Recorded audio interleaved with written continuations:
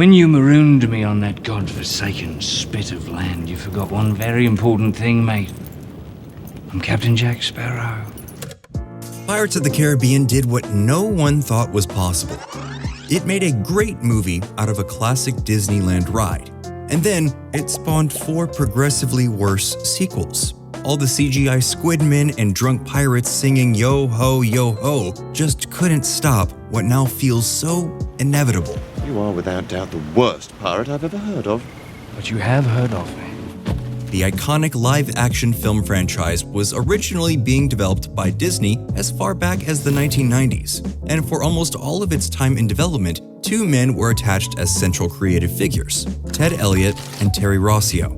But as the project moved closer to getting a green light, Disney execs weren't sure if they wanted to position the film as a big-budget theatrical experience or aim it as a kid-centric direct-to-VHS film. It was in May of 2002 that Gore Verbinski was brought on board by mega producer Jerry Bruckheimer, thus making the big-budget epic the clear path forward.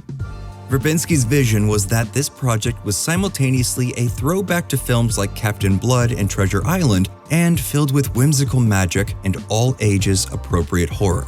They took Pirates, a slow-moving, air-conditioned boat ride, and made it a swashbuckling action-adventure movie with heart, iconic visuals, and lovable characters.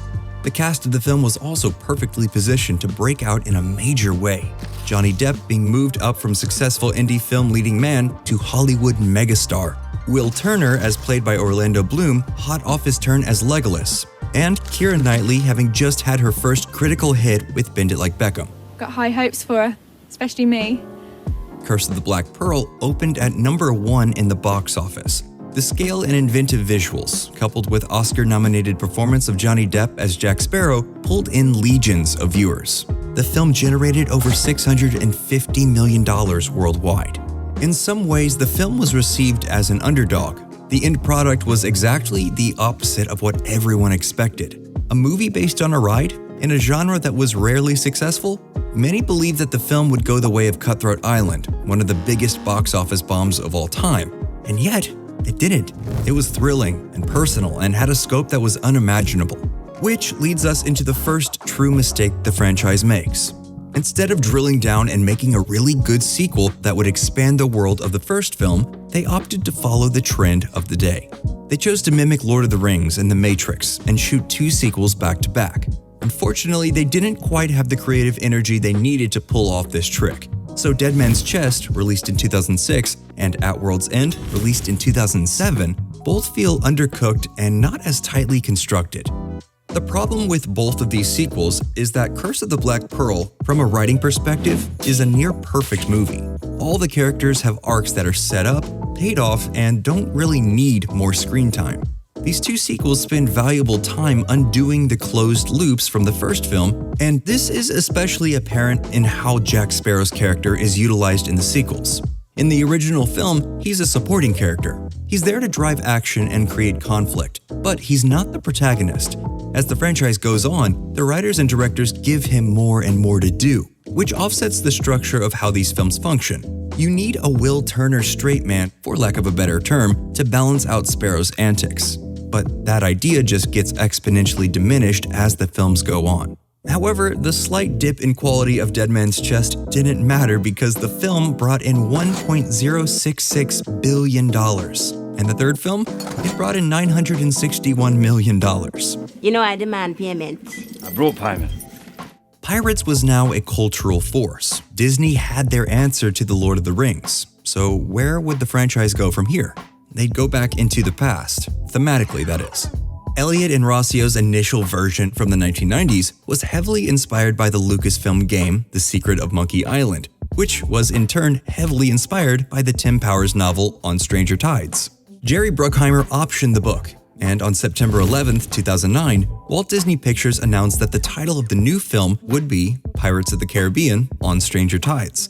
Rumors instantly popped up that Jack Sparrow would replace Jack Shandy as the novel's protagonist.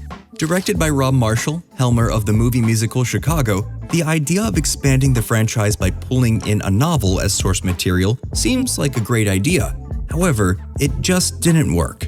While Elliott and Rossio did return for the film, without Verbinski, the film feels shallow. The visual style is just wrong. It's a pale imitation. The writing even seems off. Just recycled character bits for the existing characters, and extremely flat motivations for the new ones.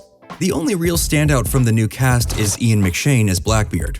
You know a movie isn't well thought out when Jeffrey Rush is underserved and it takes you a solid 30 seconds to remember that Penelope Cruz is even in the film. This is nonsense! I'm going! Despite lackluster reviews and everyone stating that they're tired of Johnny Depp as Jack Sparrow, the film was extremely financially successful. It grossed $1.046 billion. So Disney said, batten down the hatches, we're doing this again.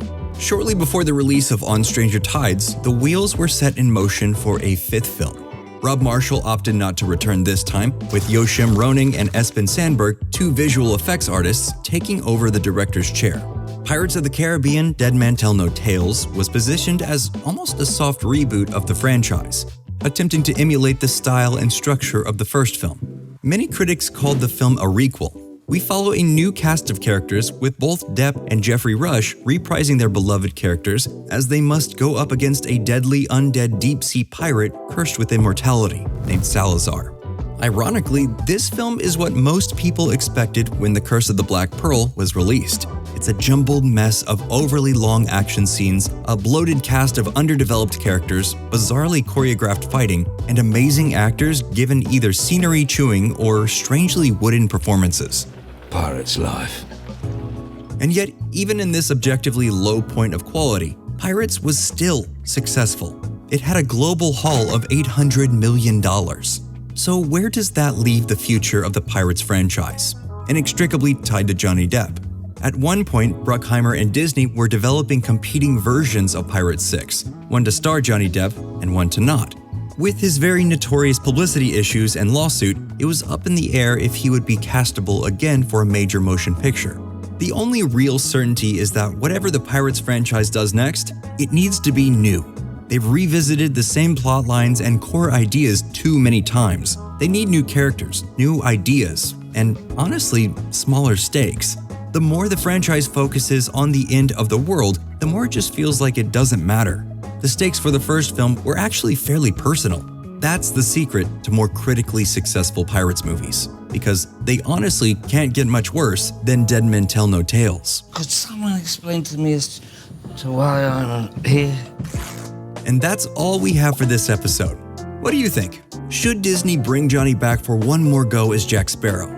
Let us know in the comments below, and as always, like and subscribe to Nerdstalgic for more videos just like this.